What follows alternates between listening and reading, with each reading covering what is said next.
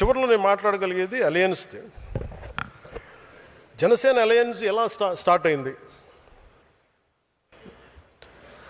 ముఖ్యంగా మొన్న తమిళనాడు ఎలక్షన్స్ వచ్చి ఆయన ముఖ్యమంత్రిగా నన్ను చంపేస్తారు అందరం. దాని పరిస్థితులు వేరు, మన పరిస్థితులు వేరు.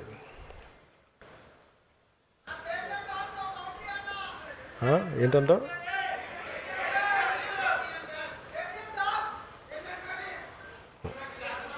అంటే ఎందుకు చెప్తా అంటే దాని పరిస్థితులు వేరు, మన పరిస్థితులు వేరు. మన అలా రాలా.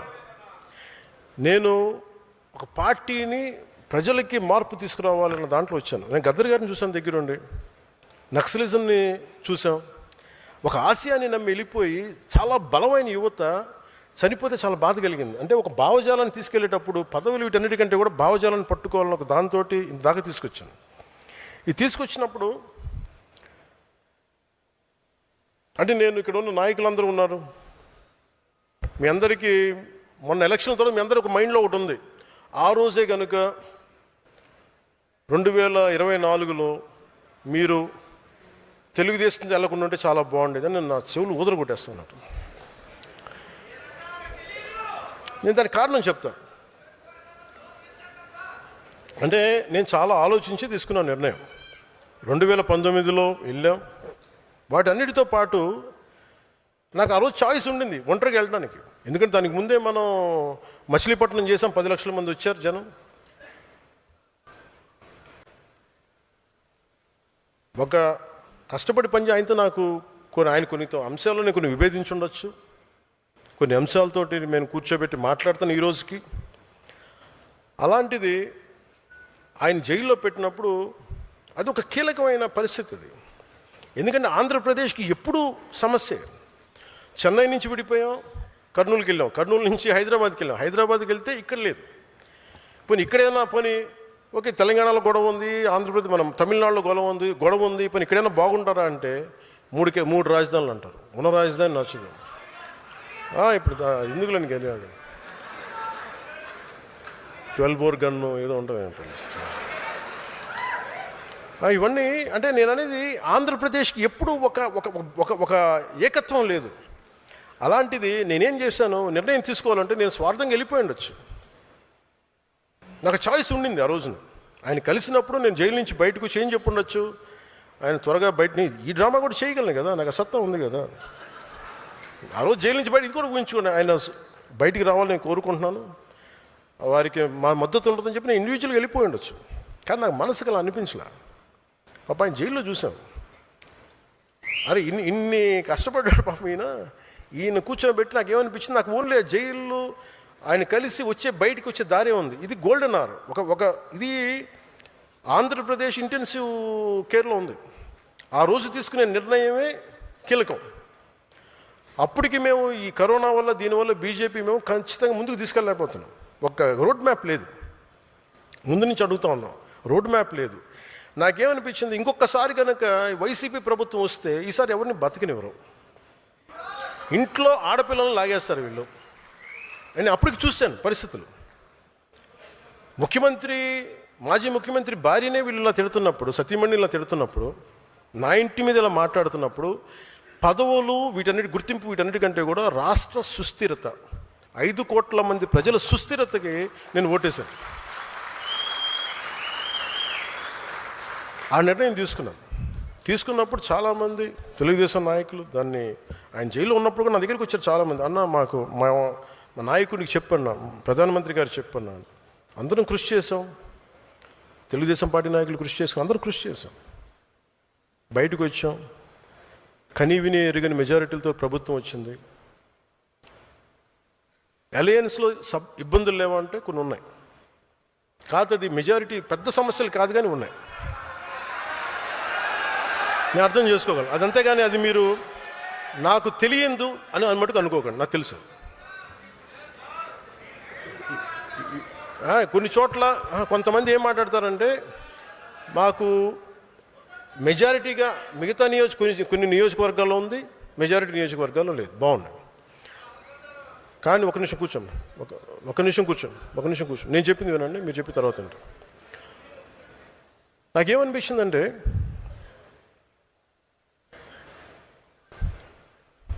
మెజారిటీ బాగానే ఉంది, కానీ అక్కడక్కడ కొంచెం సమస్యలు ఉన్నాయి. ఆ సమస్యల్ని మేము ఒక కమిటీ చూసుకుంటుంది. ఆ కమిటీ కూడా నిర్ణయించుకోలేకపోతే ఎట్టి పరిస్థితుల్లో కూడా మీ ఆత్మగౌరవాన్ని తాకట్టు పెట్టే పని అయితే నేను చేయను. ఎందుకంటే నేను మాట ఇచ్చాను, ప్రజల తాలూకు సుస్థిరత నిలబెడతానని. కానీ మీరు ఇబ్బంది పడి, మీ ఆత్మగౌరవానికి మీరు ఇబ్బంది పడి, గౌరవం లేని చోట మీరు ఇబ్బంది పడకుండా చూసే బాధ్యత నాది. ఎందుకంటే ఎందుకు నేను చెప్పగలను అనుకున్నప్పుడు, నేను మద్దతు ఇచ్చినప్పుడు చాలా త్రికరణ శుద్ధిగా ఇచ్చేస్తాను. I expect the same. ఎందుకంటే నేను నమ్మినప్పుడు నేను అంతా గుండె కవాటాలు తెరిచేస్తాను, నేను నిలబడతాను. మీరు కూడా అలాగే ఉంటారు. కానీ మీరు ఇబ్బంది పడుతున్నప్పుడు ఆ బాధ నాకు తెలియదు అనుకోకండి, తెలుసు. కానీ నేనేంటంటే దాన్ని ఎంత సరిదిద్దుతాం, నిలబడుతుంది. అందుకని ఇవన్నీ నాకు తెలియదు, మమ్మల్ని ఇబ్బంది పెడుతున్నారు, ఇవన్నీ ఉన్నప్పుడు కొన్ని చోట్ల కొంతమంది నాయకులు it will be corrected, it will be addressed. మీకు ఈ మాట ఇస్తున్నాను నేను.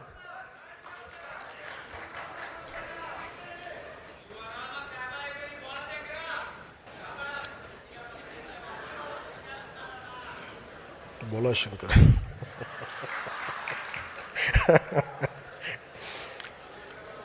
నేను బోలా శంకర్ని ఇచ్చేస్తే మీరు ఊరుకుంటారా? అలాగే ఇంకోటి మనం చేయాల్సింది అంటే, ఇవన్నీ మీకు ఎందుకు చెప్తున్నానంటే, మీకు రోడ్ హెడ్ ఏముంది, మున్సిపల్ ఎన్నికలు వస్తున్నాయి, లోకల్ బాడీస్ వస్తున్నాయి. ఉదాహరణకి లోకల్ బాడీస్లో మన ఆంధ్ర కాదు కానీ శ్రీమతి అరూరి విజయలక్ష్మి గారు కౌన్సిలర్గా నేరేడుచర్ల నల్గొండ జిల్లా గెలిచారు. అంటే మీరు చూడండి, ఒక కేసే కావచ్చు, సర్పంచ్లు కూడా గెలిచారు. నేను కేవలం మన సింబల్ పెట్టుకుని గెలిచారు ఆవిడ. అలాంటిది ఆంధ్రప్రదేశ్లో ఇంత బలం ఉన్నప్పుడు మీరు ఎంత బలంగా పోరాటాలు చేయాలి. మీరు వైసీపీ టైంలోనే మీరు రోడ్ల మీదకి వచ్చి నామినేషన్స్ వేయలేని పరిస్థితులు కూడా మీరు నామినేషన్ వేసి నిలబడ్డారు. ఈసారి నేను అందుకనే మా నాయకులందరినీ పంపించాను ఈ కమిటీ కోసం. ఈసారి కమిటీలో నేను కూర్చుంటాను. ఎందుకంటే నేను 12 సంవత్సరాల తర్వాత నేను కూర్చోబెట్టి నేను మీ బాగోగుల కోసం నేను కూర్చుంటాను. ఎప్పుడు దాకా నేను అడ్మినిస్ట్రేషన్ ఇవన్నీ కూర్చున్నా, అర్థం చేసుకున్నా. చాలా కీలకమైన సమయం నేను పార్టీకే కేటాయిస్తాను, మిమ్మల్ని కలుస్తాను, మిమ్మల్ని దృష్టిలో పెట్టుకుంటాను. సో అలాగే మీ అందరికీ కూడా నాకు ఒకటే విన్నపం ఏంటంటే, ఈ నెల రోజుల్లో పూర్తి చేయడానికి ప్రయత్నం చేస్తాను. 1 month 4 weeksలో సెప్టెంబర్లో ఎన్నికలు ఈ లోపల చేయడానికి ప్రయత్నం చేస్తాం. అలాగే ఇంకొకటి, భవిష్యత్తు మనం ఆంధ్రప్రదేశ్కి కాకుండా భారతదేశానికి సంబంధించి ఈ అరాకొర జ్ఞానంతో ఉన్న వైసీపీ వాళ్ళ మాటలు మీరు వినకండి. వాళ్ళకి ఏంటంటే, ఇరాన్లోనూ అమెరికా యుద్ధం చేస్తున్న మనకేంటండి అంటారు. అంటే వాళ్ళకి అవగాహన లేదు. అంటే వాళ్ళకి అన్నీ అలా ఉచితంగా వచ్చేస్తాయి అనుకుంటారు. పెట్రోల్ ధరలు పెరగక ఏమవుతాయి? పెట్రోల్ దొరకదు, గ్యాస్ దొరకదు. ఎక్కడి నుంచి మనం సంపాదిస్తున్నావా? లేదంటే వీళ్ళ ఇళ్ళ నుంచి వస్తున్నాయి గ్యాస్ బావులు.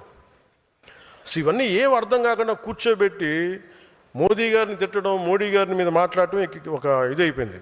అందుకని మీరు అర్థం చేసుకోవాల్సింది, ఇంటర్నేషనల్ పరిస్థితులు కూడా, పశ్చిమాసియాలో ఉన్న యుద్ధ పరిస్థితులు, తద్వారా మనకు వచ్చిన పెట్రోలియం ఉత్పత్తుల కొరత, వీటి మీద మీకు అవగాహన రావాలి. అభివృద్ధికి కావచ్చు, దేనికైనా కావచ్చు, క్రూడ్ ఆయిల్ చాలా కీలకం. ఒక ఫ్యాక్టరీ పనిచేయాలన్నా, వాహనం కదలాలన్నా, ఇంట్లో స్టవ్ వెలగాలన్నా ఇంధనం చాలా అవసరం. ఈ ఇరాన్, ఇరాక్, అమెరికా, ఇజ్రాయెల్ మధ్య నెలకొన్న యుద్ధ వాతావరణం, హర్మూజ్ జలసంధి వంటి కీలక మార్గాలు కేవలం 2 నెలలు మూసివేస్తే ప్రపంచం ఎలాంటి సంక్షోభాన్ని మనం చూస్తూ ఉన్నాం. ఇప్పటికి డీజిల్ ధరలు పెరిగిపోతూ ఉన్నాయి. అందుకే గౌరవ ప్రధానమంత్రి గారు దూరదృష్టితో సమర్థమైన విధానాల వల్ల ఇప్పటి వరకు భారత్ పెద్దగా ఇబ్బందులు ఎదుర్కోలేదు. కాకపోతే ఆయన నిన్న ఈ మధ్యన చెప్తున్నది ఏంటంటే, యుద్ధ పరిస్థితులు మరిన్ని రోజులు కొనసాగితే మనం కూడా ప్రభావితమయ్యే అవకాశం ముందు చూపుతారు. ఇంధన వినియోగాన్ని తగ్గించాలని దేశ ప్రజలకైనా సూచించారు. సో మనం కూడా, మీరు 10 సార్లు వెళ్ళాల్సింది తగ్గించుకోండి, కనీసం 2 సార్లు తగ్గించండి. కుదిరినప్పుడల్లా ఫ్రెండ్స్ మీటింగ్స్ ఉంటే మీరు ఫోన్స్ ద్వారా మీటింగ్ లేదని ఉంటే, అంటే సాధ్యమైనంత మేరకు ఇంధన పొదుపు చాలా చాలా అవసరం. అలాగే జనసేన పార్టీ తరపున రాష్ట్ర ప్రజలందరికీ కూడా విజ్ఞప్తి చేస్తూ ఉన్నాను. దేశ ప్రయోజనాలను దృష్టిలో పెట్టుకొని కొంతకాలం పాటు పెట్రోల్ వినియోగాన్ని తగ్గించాలి. అనవసర ప్రయాణాలని వీలైనంత వరకు నివారించడానికి ప్రయత్నం చేయాలి. అలాగే విదేశ మారక ద్రవ్య నిల్వలను పరిరక్షించుకోవాల్సిన అవసరం కూడా ఉన్నందా కొద్ది రోజుల పాటు బంగారం కొనుగోళ్ళను కొంత వాయిదా వేసుకుంటే దేశ ఆర్థిక వ్యవస్థ మీద భారం తగ్గించే ప్రయత్నంలో మనం కూడా భాగస్వాములు అవ్వాలని మనస్ఫూర్తిగా కోరుకుంటా ఉన్నాం.